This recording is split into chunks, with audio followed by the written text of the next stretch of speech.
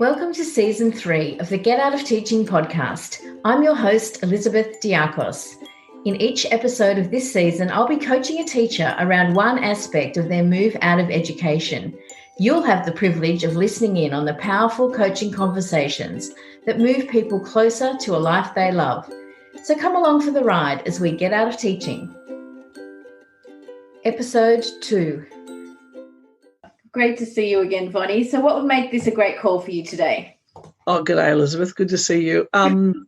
It would make a great difference to me if you could calm me, help me be more calm about what I'm doing, about where I'm going, because I'm turning into a little bit of a panic wart, a bit of a worry wart. Yeah. Okay, so just for the background, we've already worked together before, and you were on the cusp of setting up your own business. Mm-hmm. And a few things happened. Your husband got very sick. Yep. And you needed to kind of pull back from that. It wasn't the time to go out on a limb and risk financial, insecurity, because there was a bit of uncertainty around his work. And so what's happened since then? Because I haven't probably seen you for maybe 6 months or so. Yep. So end of last year, my big plan was, and we were very calm about this, that by the end of the year I will have choices for 2020 and they will be different people offering me jobs. And it turned out where I thought I would get, of course, come and take your job back. They're like, anyone who wants their job again needs to reapply. I thought, oh, okay. And I didn't want to reapply there because of staff member concerns. And then I went to the other school that's much closer to me, and their jobs closed the day that I found out the other one's closed as well. So it was casual work again this year. I started my website, Event Connections, and discovered that we teachers tend to try and be jack of all trades. Oh, I can do that. How hard can that be? Of course I can do that. Yep. And then, no, I cannot. And that I don't know whether now my website looks like a sketch on a napkin. If I handed it to a professional, whether they go, why'd you even do that? Or whether they'd actually be able to say, oh, I can click there and fix there. And I'm pretty sure they can, but that's a confidence thing. That was in events. And so COVID did a number on events for anyone and everyone. Yeah. And it just sort of put me back to, right, okay, I need to find ways of getting money in that are regular. And I went to casual teaching again, like an old fool. And so is there I'm hearing something in your voice that makes me think there's a bit of regret there or a frustration. Oh, absolutely. A casual teacher at my level of experience or age gets, if I worked every single day, I'd be on like $86,000. If I worked on a contract and could have 20 days off being sick or whatever I chose to be on those days, with built-in sick leave, in other words, I'd be $103,000. Yeah. So that's $19,000 different. Oh, hang on. Whatever, 86, 14, $17,000 difference. Not a math teacher. But on the other hand, you're not going to have reports to write and all the rest. No, but you're also going to get work every day when hay fever season's on and cold and flu season's on, or when a pandemic strikes. You're going to have 8 weeks at home where you're too rich to get any government benefit, but you also can't work. So that was a big regret there. And I've recently started to apply for some teaching jobs for next year, looking at really different areas of teaching, like teacher librarianship and preschool teaching. And that would be amazing, because currently you can upgrade your degree to a preschool teacher's degree for the cost of a TAFE course rather than a uni course. I thought, oh, that'd be amazing, but I missed that job. So, not doing that, because generally preschool jobs tend to be long hours, poorly paid. This was actually in a school, so it meant that it was paid at teacher rates. Oh, wow. Yeah, that is a big difference. Okay, so it sounds like there's some financial concerns there that you need to address. And it sounds like to me that this is I'm going to say a sideways step because you're not working on your business. Is that right? Correct. And then the other day I started putting in for these jobs and thinking, oh, yeah, teaching whatever, why not? Now I'm going to teach history and religion again. What a bonus that will be for me. Put in the application at the school I'm working at and haven't even got an interview. Okay. What? I'm so feeling – I mean, they may not have put out interviews yet, but I'm feeling so unwanted and disrespected there.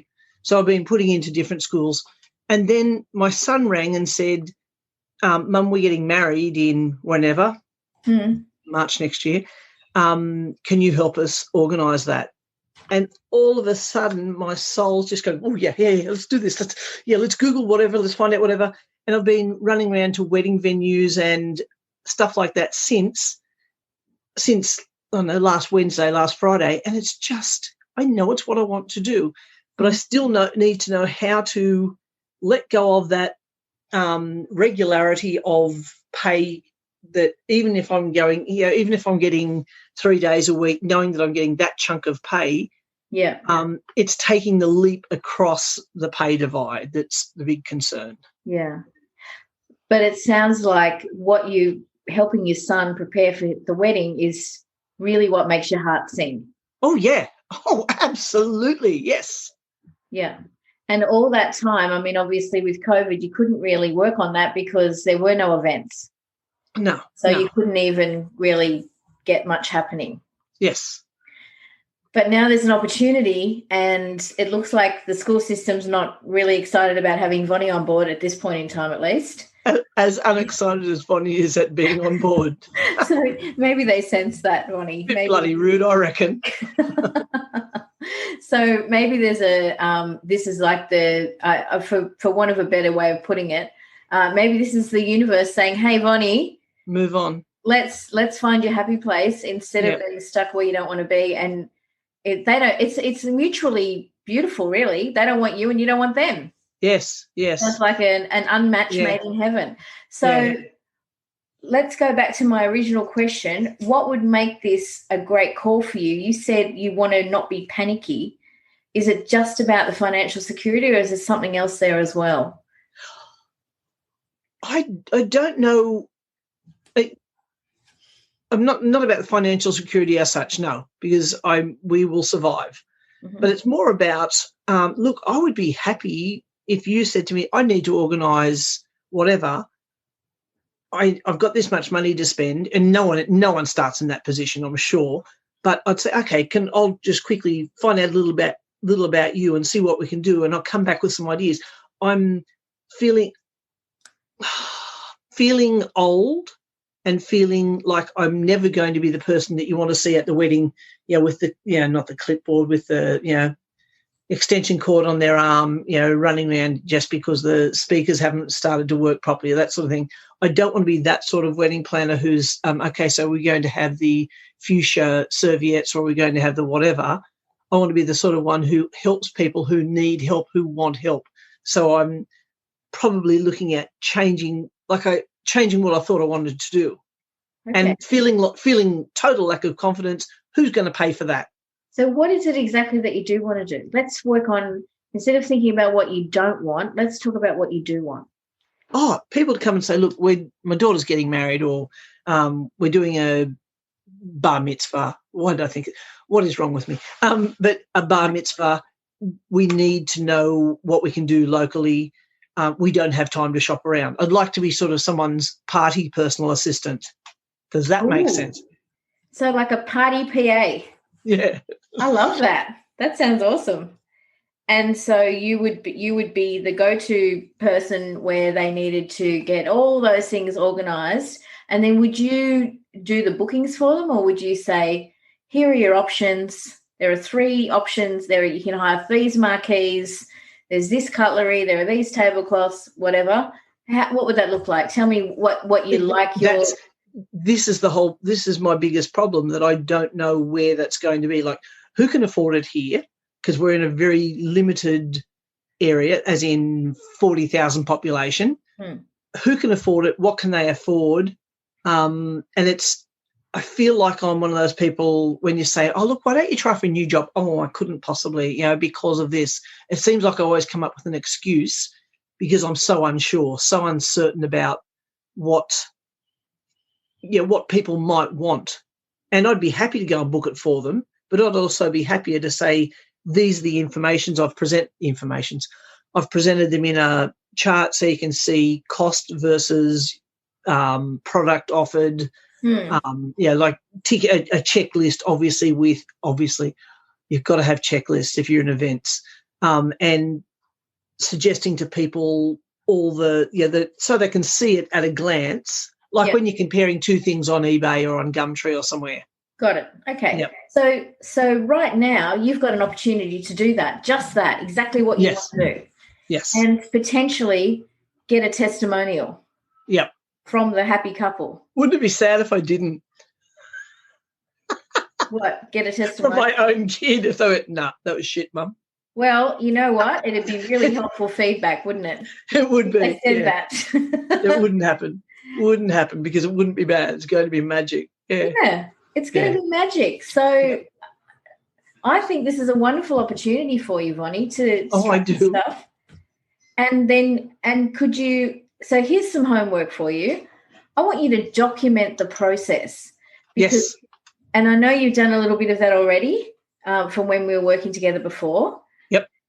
What else do you need to do to get this up and running, or at least have a testimonial that you can share with the world? What else do you need to do? Like really, like the absolute bootstrap, leanest possible business model? That sounds like a trick question. And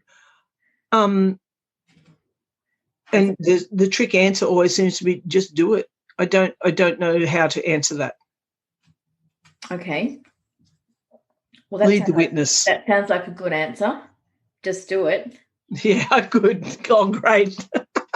but you've got a Facebook page. Yes. Page.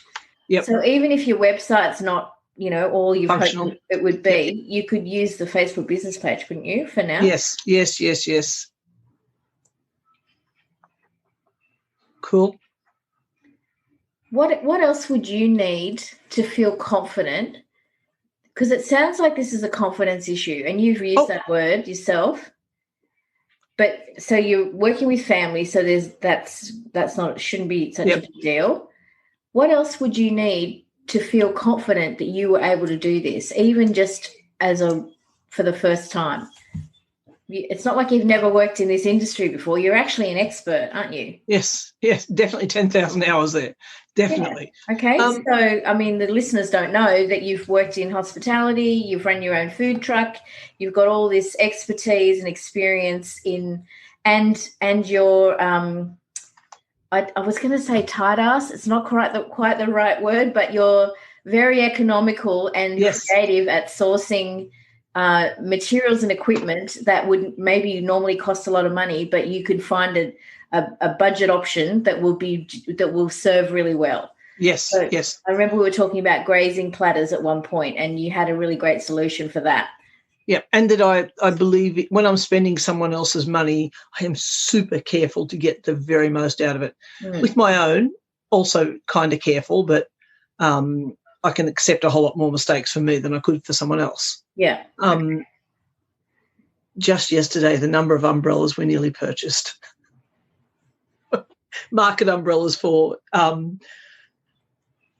tables made out of electrical cable spools, the big spools are like this big, and we're in Bunnings, went, oh, they're on clearance. Let's get them. No, let's not. Let's find out whether they're going to have an outdoor wedding first before we commit to 20 umbrellas. Yeah, I guess you can sell them on eBay if you got settled with them.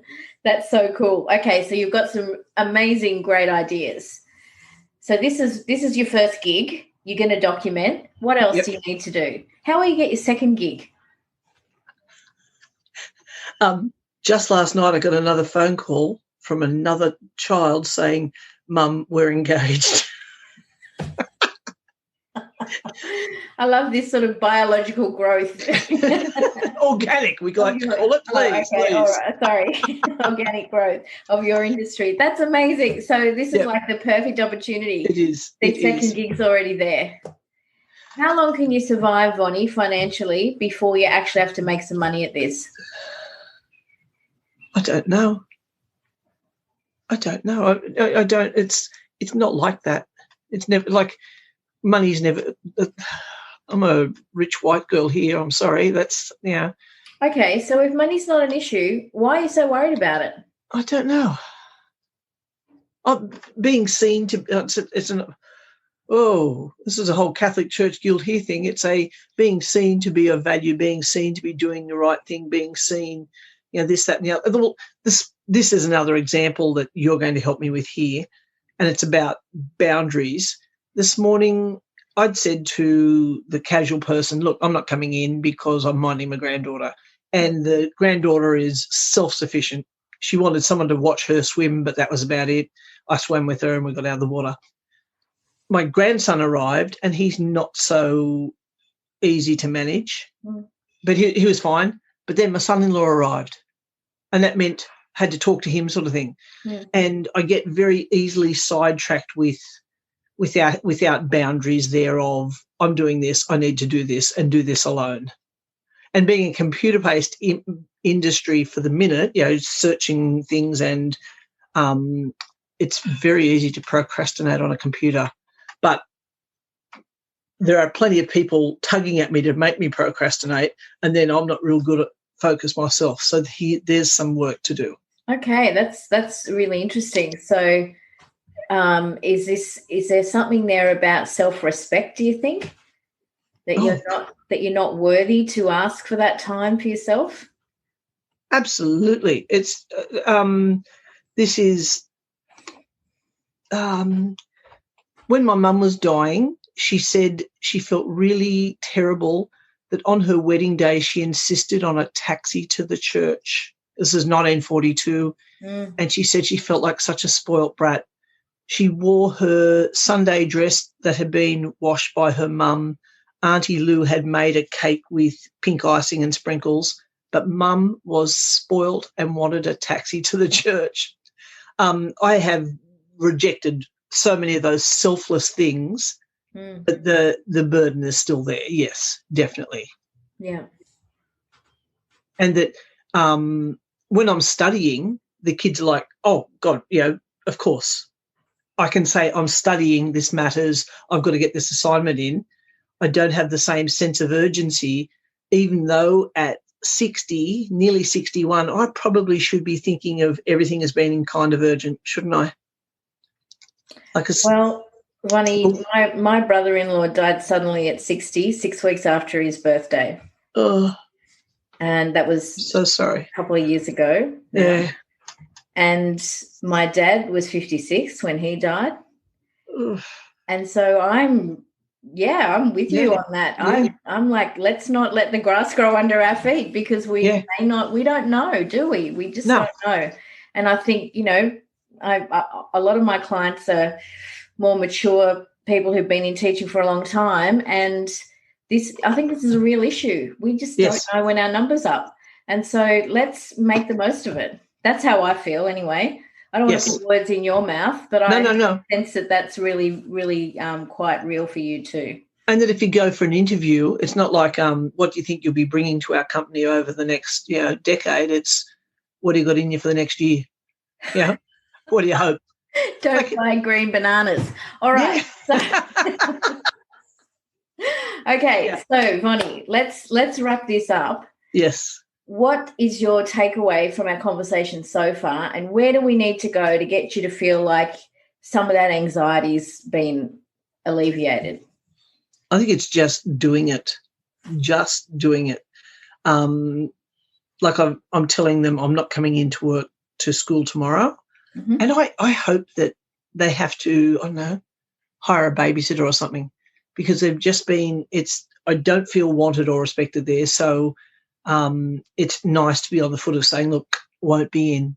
And I need to kill the procrastinator, and just do some of this stuff. get as many prices as I can, or as many bits of information for my son, and then information for the other child for a winter wedding. So, yeah, I hope it's winter this year. I hope it's not next year. Don't want to wait that long. Well, it will be next year. Oh, yeah. No. Winter 6 months away, not winter 18 months. Yeah. Got it. Okay, so I just had a fleeting thought about that self-respect and boundaries thing. Yep.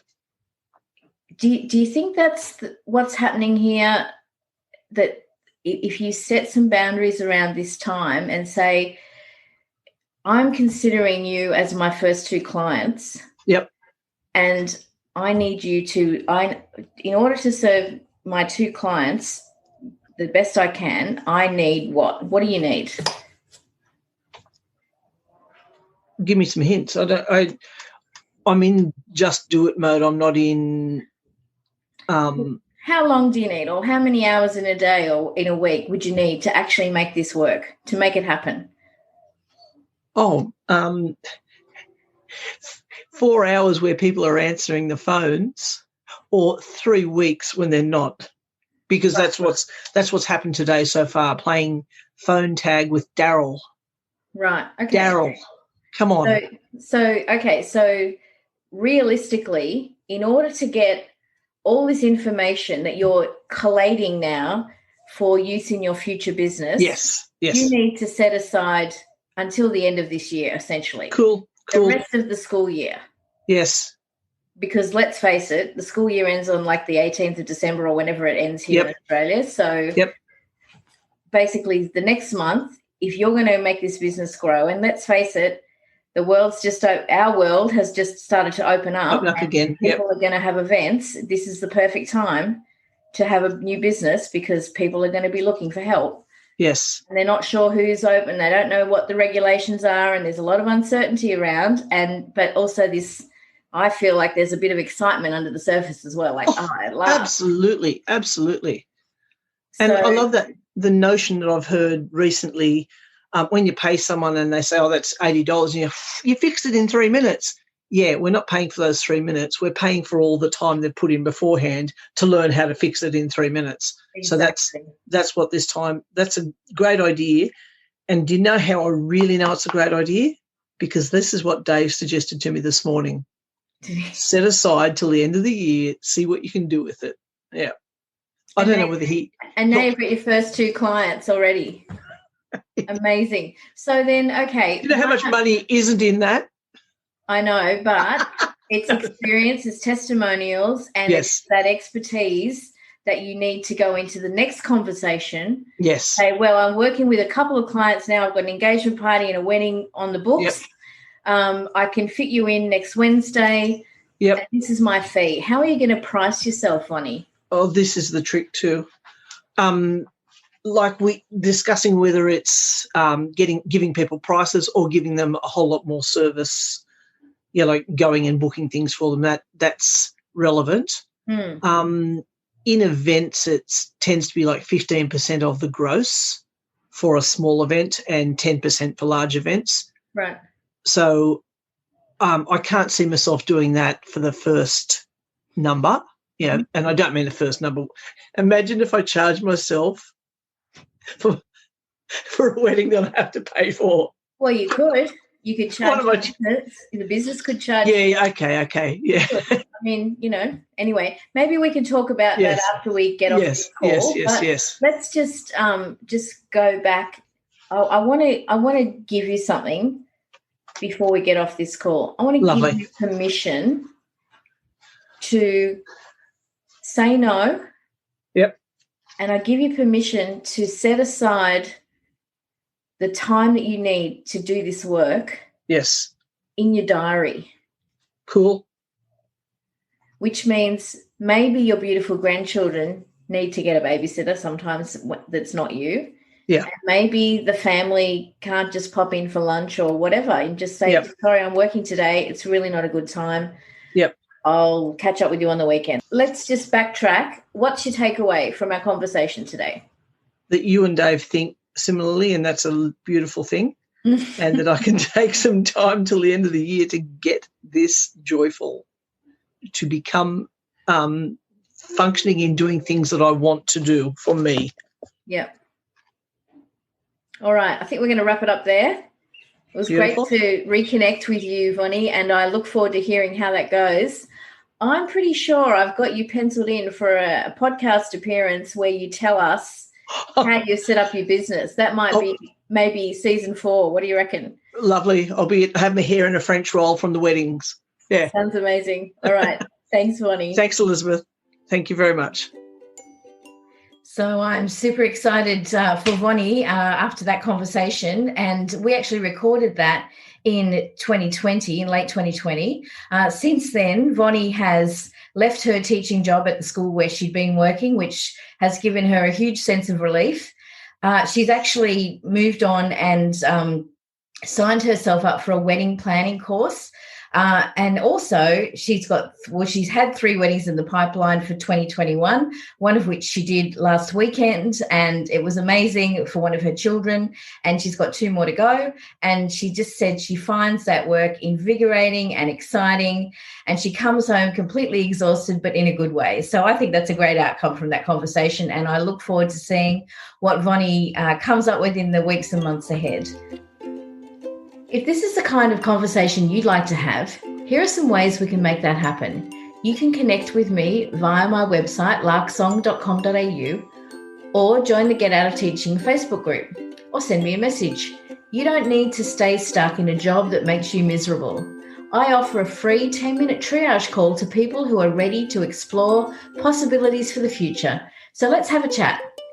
You've been listening to the Get Out of Teaching podcast. Please share it with your teacher buddies, and for show notes and other resources, visit larksong.com.au/podcast.